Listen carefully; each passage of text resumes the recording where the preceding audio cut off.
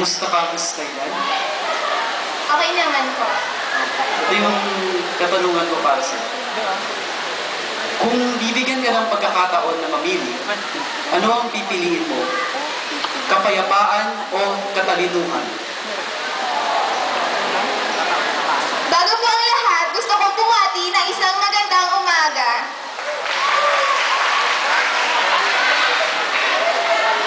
Kung ako po ay papipiliin kung kapayapaan o katalinuhan, pipiliin ko po ay katalinuhan.